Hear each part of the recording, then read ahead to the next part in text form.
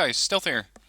Let's have a look at one of the premium vehicles that are currently available in Armored Warfare. This is the AMX 10P Pack 90. Now you may recognize the AMX 10P, and you'd be right, because it uses the same frame as one of the earliest vehicles that you can unlock, which is the AMX 10P. And the only difference really is that this vehicle has an autocannon, whereas this one has a 90mm gun, hence the Pack 90. Now for a premium vehicle at tier 4, compared to other vehicles or other games that you can buy premium vehicles for, this thing is not very expensive. I'm not sure if I can see how expensive it is currently, because of course I already purchased it. Yeah, here it is. It's 1,000 gold, and that roughly translates to about 4 to 5 euros. It's really not that much. But at the same time, this vehicle can really speed up your grind process, especially of course the credit grind, because the moment you start to get to higher tiers, and I briefly showed you this in my Challenger 2 video, you can expect retrofit costs going up to 3 million, possibly more, but 3 million is the top thing I've seen so far. A tier 9 is going to cost you 15 million, and just grinding it with the base vehicles might not always be what you want to do. Because while the basic vehicles do get another bonus or do get a decent income, especially if you have a premium account, the premium vehicles such as the AMX 10 Pack 90 do get quite a bit more income. Now what you need to know about this vehicle is that it's one of the few tank destroyers, possibly the only one, or actually not the only one, the Typhoon 2 is another one. It's one of the few vehicles that is a tracked tank destroyer. Most tank destroyers in the game that you can find under, I believe, the Shishkin line, although I constantly get these things confused. No, sorry, it's the other one. It's the Wolfley line. All of these are wheeled destroyers. There may be tracked tank destroyers coming later, but currently, as far as I know, only the Typhoon 2 and the MX 10 Pack 90 are the tracked tank destroyers. Now, does that really matter? Yes and no. It matters insofar that you can turn on the spot, so you can put your strongest armor towards the biggest threat. And of course the thing doesn't have a lot of armor, but wheeled vehicles don't do that. They have to actually move in order to do that. Whereas of course this thing can just move around on its tracks while remaining pretty stationary. Now a quick overview of the stats of this vehicle. It has a decent penetration of 207mm and it fires the heat round, or at least that's what I have loaded currently. Those heat rounds can get quite nasty, especially with a high rate of fire. And this thing definitely does have a high rate of fire. You have a reload time of 4.10 seconds, so that translates into a rate of fire of 15 rounds a minute. And that gives this thing a really high damage output of 5,500 at tier 4. Of course, you're not likely to reach that, but if you find yourself in a position where you have multiple targets, you can quite quickly do a lot of damage to them. Of course, 207 penetration might not always be enough, and the alternative that you have is the AP FSDS round, which gives you a penetration of 235. So the difference there isn't that big, but it might just make the difference between going through, for example, the lower frontal plate, or having to actually try and flank the target you're shooting at in order to jam a heat round into his flank.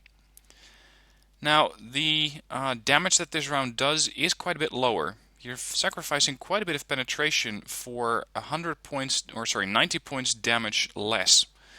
So the question is really, do you really need to fire AP FSDS? And in my situation or my experience, most of the time the answer is no. I usually carry a lot of heat rounds, and you can see that I'm carrying 37 of these currently, and only 15 AP rounds. That's because at tier 4 that this vehicle is at, you can find most targets are easy to penetrate. The OF-40 doesn't really have any great hull armor, so you can easily penetrate that. The Starship, of course, it has a bit more hull armor, but it's practically just as weak as the OF-40. It's just that the angling on this vehicle is a bit better. BMP-1P, very lightly armored target, easy to penetrate. Same for the Swingfire, same for the LAV, and of course Arty, well, it seems almost that the armor is there just for show. The other line does have some vehicles that may be slightly more difficult to pen.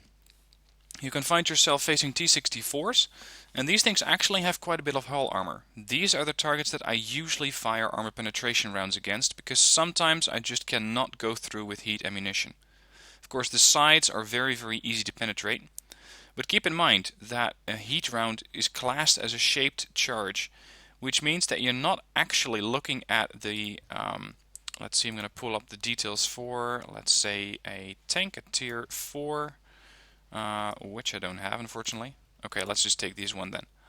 You're not looking at this value, you're not looking at the 48. Or sorry, you are looking at the 48, but not the hull modifier for AP, but you're looking at it for SC. And if you consider that the T64 has quite a decent modifier for its tier, this thing can actually be pretty resilient to your heat rounds. Because you're not looking at 205 millimeters of armor, you're looking at 1.5 times that, and that's 300 something, 310 I think. That means that your penetration on the heat round will not be enough. So, long story short, I recommend bringing at least a few of these AP rounds, but firing heat wherever you can, because heat rounds going to do more damage, and more damage equals more income. Now, of course, being an upgraded or a premium vehicle, you don't have to upgrade anything. You can jump in this thing right away. You don't have to worry about unlocking additional modules or buying them. The only thing you have to worry about is what kind of retrofits you're going to put on this vehicle. I currently have the hull reinforcement Mark 1. I do have the Mark 2 unlocked, but I just never got around to installing the Mark 2. And I have this one installed to give this vehicle a bit more hit points. Because it does have 1075 hit points, and that's currently with the hull reinforcement mod. But other than that, I think you have a base HP of, I think 1000, which is not bad. But a T64 at this tier is going to do a lot of damage. And you may not only be facing tier 4s. Sometimes the matchmaker is going to throw you in a tier 5 game, at which tier those things hit even harder. So it may just be 75 hit points, but I find it nice to have a bit more than my stock amount of hit points. Now the next thing I have installed is augmented optics. Again, never got around to installing the Mark II. But the AMX 10P 90 might have to do spotting for itself, especially later on in the game. If you're one of the fewer tanks left on your team, you may not have the wealth of having a scout vehicle spot targets for you. And in that situation, it's nice to have Augmented Optics Mark 1, so you can actually do a bit of spotting for yourself. Now, of course, vision range is only 430, so don't expect miracles from this thing. It's no scout vehicle, but it helps. And then I have experimental propellant, which gives me a bit more damage. And of course, if you have, for example, the T90, you can get the Mark III, which will do quite a bit more damage for you. Now this is my loadout. I'm not sure which slot is which exactly. You have one firepower retrofit slot, one universal, and two universals. So if you wanted to, you could go with 3 firepower retrofit slots, and three firepower retrofits, and that is going to make this thing extremely deadly. Because, for example, taking enhanced shell materials is going to make your reload go down even more. Pumping out another round possibly per minute. Gyroscopic stabilizers, I don't think that you really need these because the aim time on the vehicle at 241 is pretty good. And you're going to be sitting still most of the time anyway because you're pretty much a sniper. Advanced thermal sleeve, again, reload time could be pushed down by using this one. Augmented breech lock, again, reload time. So there's a lot of opportunity here that you can use to make this thing a very, very high damage dealer. I have it a bit more rounded, but I might start experimenting with getting more firepower retrofit slots on here. And I'm looking forward to seeing in the comments what kind of retrofits you have installed if you have this vehicle. Consumables, same old, same old. I have the expensive repair kit, the medical kit, and the automatic fire extinguisher. Gotta say, I don't think that I ever experienced this thing catching fire, but if it does, it's nice to have this installed. The other two are going to help me with repairs and make my crew a bit more resilient, because of course this thing does not have the maximum armor. It's not a tank, it's a tank destroyer, which is basically a 90mm gun mounted on a hull for an autocannon wielding vehicle. So don't expect you to bounce anything, and being hit may very well lead to to losing a crew member. So making sure that you don't have that happening can be done by using this medical kit. I already mentioned the ammo, mostly heat rounds and a few AP FSDS rounds. Other than that, I think that covers it for the vehicle, so let's take it into PvP and show you exactly how many credits this thing can make. I'm going to pause it here, wait for the game to load up, and then I'll be right back with you. Okay, I got a match on Roughneck, and this for a TD is a very nice map. A lot of open area here to the east or to the northeast of the map means that it's pretty much ideal sniper territory. There's one tier 5 on each team. We get a chieftain, they get an ERC F4, so I'm expecting that I will see this one somewhere to the east because it's another tank destroyer. Other than that, I can penetrate virtually anything in this game with heat rounds except maybe the T-64. It depends on how angled he is and where I'm shooting at him, but I'm expecting the T-64 to go towards the refinery anyway. I don't think I'll be seeing this guy anytime soon. Now the mobility on this vehicle is decent. You can see it's nowhere near as mobile as a wheeled vehicle. I'm slowly swinging this thing around to show you that it's not as mobile as I would like it to be. But usually in tank destroyer you don't have to go that far that fast. So doing a straight line, not making too many turns is going to help you get to your destination in a decent time frame. But again, it's not as fast as a wheeled one. So don't think you'll be bouncing across the terrain like you normally would with a wheeled tank destroyer.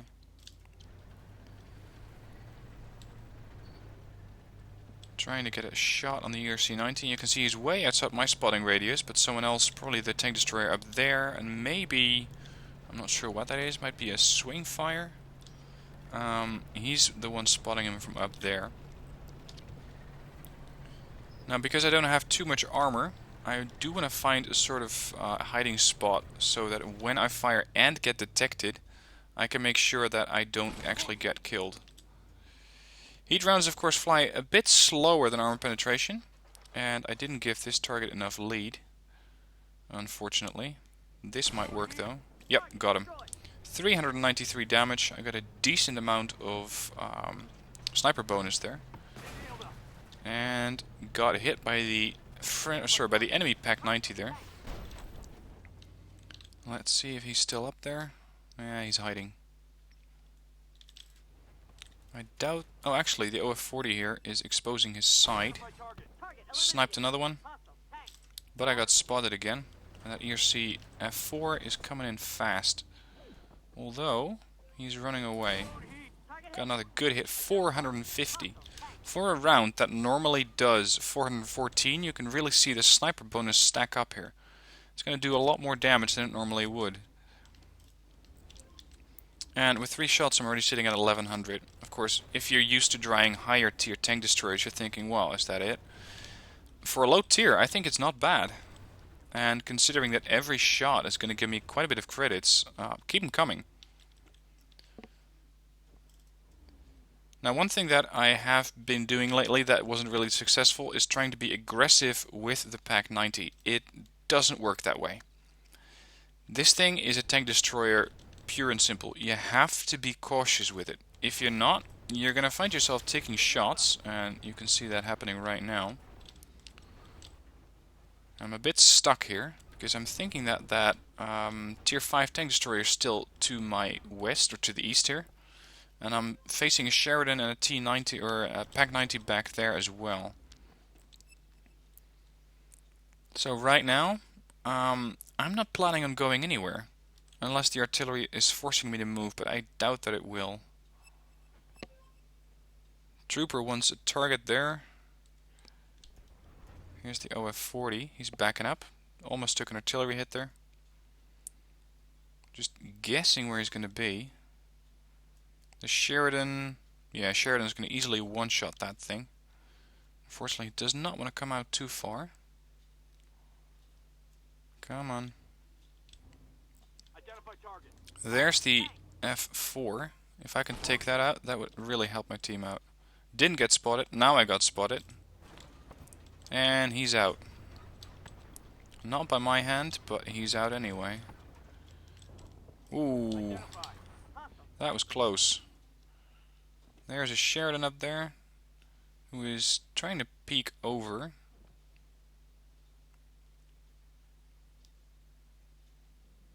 Let's see. With my 378 hit points, I'm a one shot for that P90 that's down there. While the OF40 that's moving in is in a pretty good position to spot them, and he has the hit points to survive. So I'm not going to move up yet. I want to wait what he does and what he spots, and he's probably going to proxy spot either of these units back there. Oh, there's the Sheridan. Might get a shot. Give him enough lead. Yep, got him. 298. That's something that you will need to train if you're using this vehicle. The heat round is not the fastest. I don't think it... no, it doesn't give the speed back down here, but heat rounds fly a bit slower than what you might be used to. And that means that you have to give the target lead, or you will miss the target. So make sure that you give the thing enough lead and get those credits. Now with the OF40 safely on the other side of the hill there, I'm going to move up myself. And I hope I'm fast enough to traverse this water. There's a Gvostica. We're not submerged, don't worry about that. Making 23 kph in the water, it's not too bad.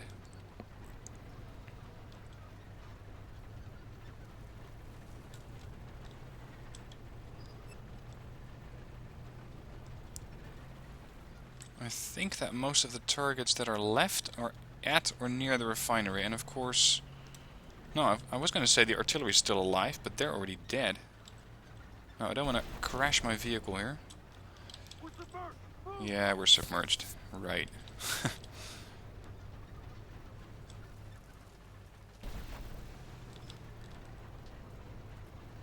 Only 5 targets left. You can see it's struggling to get up the hill. It doesn't really have the engine power to do it that well. And I think that that's the P90 there that was up there shooting me. But it seems that most of these things, except for the BMD-1, are one-shots. I'm thinking that this P90 may be trying to go for artillery. I don't want that to happen. You're out. Now I got spotted. OG Mephisto is pinging the map. Not sure why. Oh dear, there's a swing fire. 382 and he's out. There's a Zhalo to my right. And he's the only surviving target. Let's see if I can get in there. Zhalo doesn't really have a high alpha. So if I can get close enough, I can get the last shot before he manages to kill that BMD. And I doubt that he's going to have the firepower to kill me in one shot. There's a Zhalo. And the BMD took him out. Okay, I'm going to pause it here. Victory screen always takes a while, so I'm going to be right back. And there you go. 220,000 credits and netting 214,000 because I had a bit of repairs to do, and of course I fired some heat rounds, which are not that pricey at all. Don't really mind the XP too much because this was in a weekend during December where we had a ×3 bonus, I think. Yeah, first win of the day was the ×3 multiplier instead of a usual ×2. So actually I got a bit less, let's say 2800 XP. Of course that being the first win of the day. Anyway, decent match, 220,000, a bit of spotting damage too, so having those augmented optics really does help. It allows you to get a little bit more XP and a little bit more credits, because spotting damage also goes towards the amount of credits that you get. And especially for other premium vehicles, such as the Terminator, which I have over here to the right, this thing I usually get quite a bit of XP from and credits just by spotting stuff. So don't overlook the amount of spotting damage that can result in credits. Now, for the sake of completion, I'm also going to show you a PvE match. And I can of course only do medium contracts because it's a tier 4.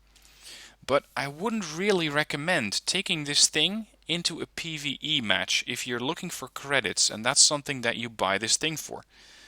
A PvE match is usually not going to get you anywhere near the amount of credits that you saw me make in the previous PvP match. And that's because rewards, as they are currently, which is in the .11 patch, they are, as far as credits goes, better in PvP. But if you're looking for a steady stream of XP or reputation or whatever you want to call it, go to PvP. PvE. Go up against bots. So if it's XP you're looking for and you want to quickly grind out some free XP or some global locked reputation that you can convert into free XP, you could take this thing into PvE mode, grind it there, but you won't be making as many credits as you would if you were in PvP. Now, of course, most of these targets being bots means that I can really easily penetrate them with heat rounds. Because bots will either be armored fighting vehicles or they show their sides, which is of course very kind but very silly. And even T-64s and whatever else we can face on this map are going to go down real quickly due to the amount of heat rounds that I have. I don't think I've ever run out of ammunition in this game type. Or at least not with this vehicle, that is. Trying to get a shot here. There's T-62. Unfortunately, I think the wall stopped. I'm not exactly sure how the gameplay mechanics work on that end. And you can see if you have multiple targets, you can really quickly switch targets, re-engage, do more damage. 364, but he did return fire. If that would have been a real T-62, a player-manned T-62, that would have done a lot more damage. Because he would have been firing heat rounds, and I would have lost a lot more hit points. Now the Chieftain is something that I won't be able to penetrate with heat rounds unless he turns his side. Looks like I don't have to worry about it at all. Too much angle, he just angled back as I fired. He's moving back and forth. Let's hope, yeah, unfortunately the Zhalo got in the way. 400 damage. You can see I'm keeping my distance, so as not to lose hit points, but also to retain that sniper bonus. The moment you start moving, you lose your sniper bonus and you have to build it back up by sitting still. Wait for this 10P to come out. Oh, I just fired. He's engaged with the starship to the west.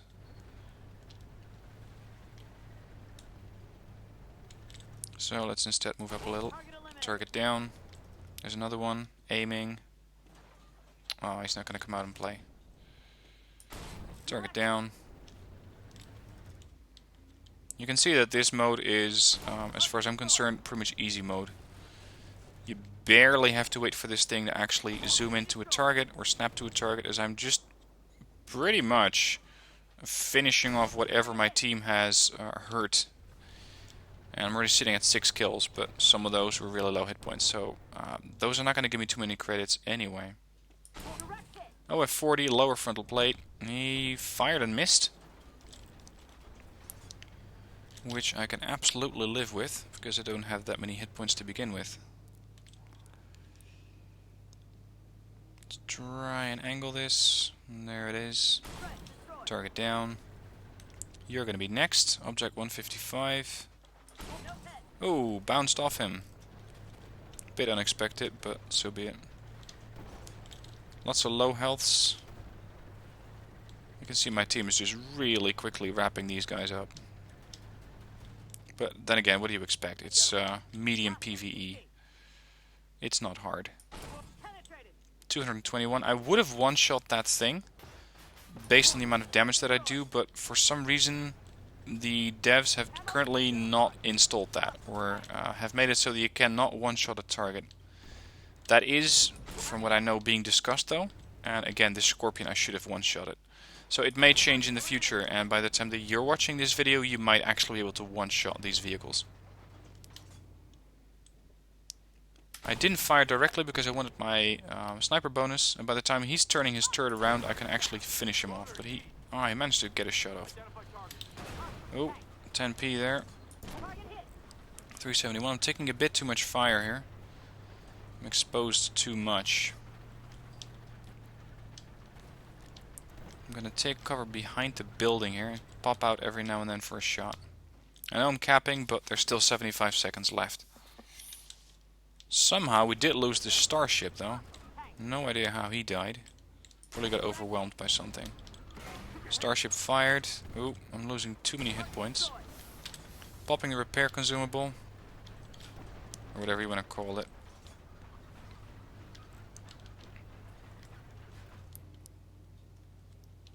See if he's still out there. Yeah, he is, but yeah, just come around the corner, I'll finish you off, no problem. I think that these things, yeah, they're too far away. I'm not sure why that 113 wasn't dead yet. We did get all the supply trucks, my teammates took care of that. I didn't even look at them. That's a bit bad of me, I normally take care of the secondaries. Laugh took care of that target.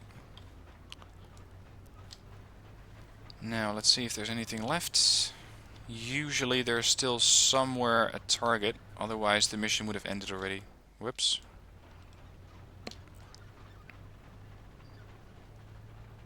There's usually two ways you can look at this. Either you can cap and get another match in quickly, or you can just scour the terrain and look for more targets.